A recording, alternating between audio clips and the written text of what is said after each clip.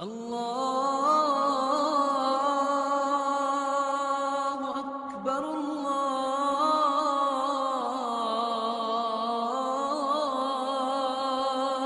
اکبر۔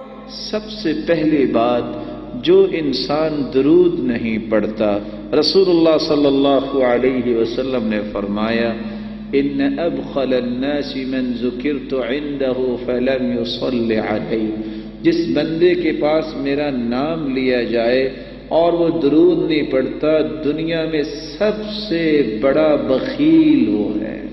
بخل ایک ہے مال کا بخل، لیکن اصل بخیل جو ہے، سب سے بڑا بخیل، جس کے بارے میں اللہ کے رسول کا فرمان ہے وَأَيُّ دَاءٍ أَدْوَى مِنَ الْبُخْلِ، دنیا میں بخل سے بڑی کوئی بیماری آئی ہی نہیں ہے۔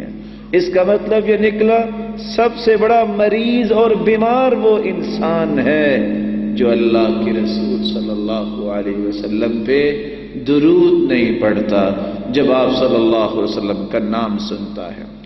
دوسرا نقصان، رسول اللہ صلی اللہ علیہ وسلم نے فرمایا من ذکرت عنده فلم يصل علی فخطئ الصلاة علی خطئ طریق الجنہ، جو شخص میرا نام سننے کے بعد بھی درود نہیں پڑھتا، سمجھ لو وہ جنت کا راستہ بھول گیا ہے، وہ جنت کا راستہ بھول گیا ہے۔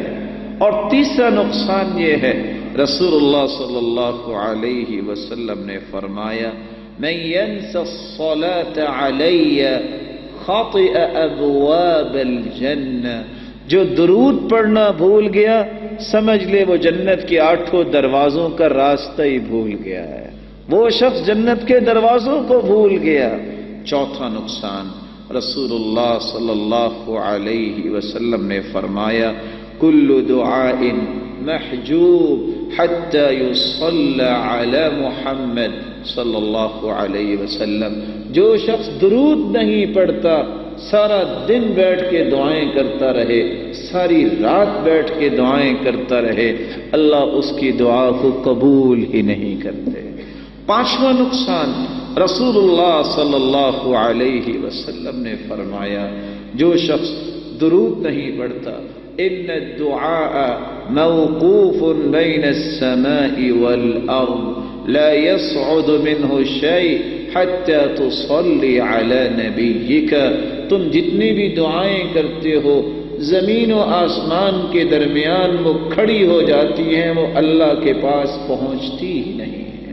چھٹا نقصان، رسول اللہ صلی اللہ علیہ وسلم نے فرمایا جو درود نہیں پڑھتا، اس کے بارے میں آپ کے الفاظ کتنے ہی غمناک ہیں، رغم انف رجل ذکرت عنده فلم يصل علی۔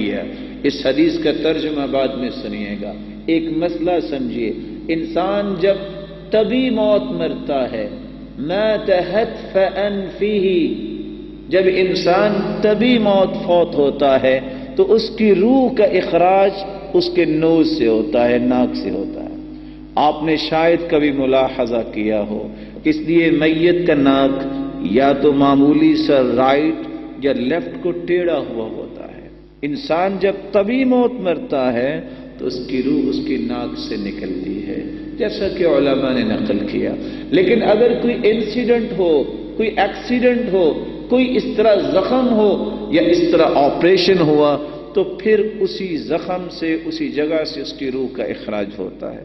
اور حدیث کیا کہہ رہی ہے کہ ایک بندہ اپنی ناک زمین پہ رگڑے کہ مجھے موت ہی آ جائے، لیکن اس کو موت نہ آئے، موت کی سختیاں اس پہ آتی ہیں جو اللہ کے رسول پہ درود نہیں پڑھتا۔ ساتواں نقصان، رسول اللہ صلی اللہ علیہ وسلم نے فرمایا جو شخص درود نہیں پڑھتا، اللہ کے رسول منبر پہ چڑھے اور آپ نے آمین آمین آمین کہا۔ رسول اللہ صلی اللہ علیہ وسلم سے صحابہ نے سوال کیا سرتاج رسول آج تک آپ نے ایسا کیا نہیں ہے، آج آپ نے 3 مرتبہ آمین کہا، اس کی کیا وجہ تھی؟ رسول اللہ صلی اللہ علیہ وسلم نے فرمایا جبریل میرے پاس آئے تھے اور انہوں نے یہ کہا تھا کہ جس شخص کی زندگی میں رمضان آ جائے پھر بھی وہ اللہ سے توبہ کر کے گناہوں کی معافی مانگ کے اپنے آپ کو جنتی نہیں بنا لیتا، وہ جہنم میں گہرا گر جائے۔ جبریل نے بھی آمین کہا اور مجھے بھی جبریل نے کہا، میں نے بھی آمین کہہ دیا۔ دوسری مرتبہ جبریل کہنے لگے ایسا انسان جس کے والدین زندہ ہیں، ایک یا دونوں، اور پھر ان کی خدمت کر کے جنتی نہیں بن جاتا، اللہ کرے وہ بھی جہنم میں گہرا گر جائے۔ تو جبریل نے بھی آمین کہا، مجھے بھی کہا، تو میں نے بھی آمین کہہ دیا۔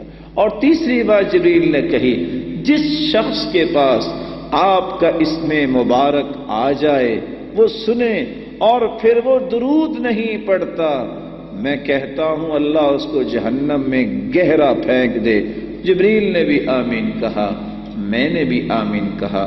اس لیے میرے معزز اور میرے پیارے بھائیوں اور بزرگوں، یہ مسلمان کی سعادت ہے کہ وہ درود پڑھے، اور اگر درود نہیں پڑھتا تو ان 7 نقصانات کا سامنا کرنا پڑے گا۔ اللہ ہمیں توفیق عطا فرمائے یہ سعادت حاصل کرنے کی۔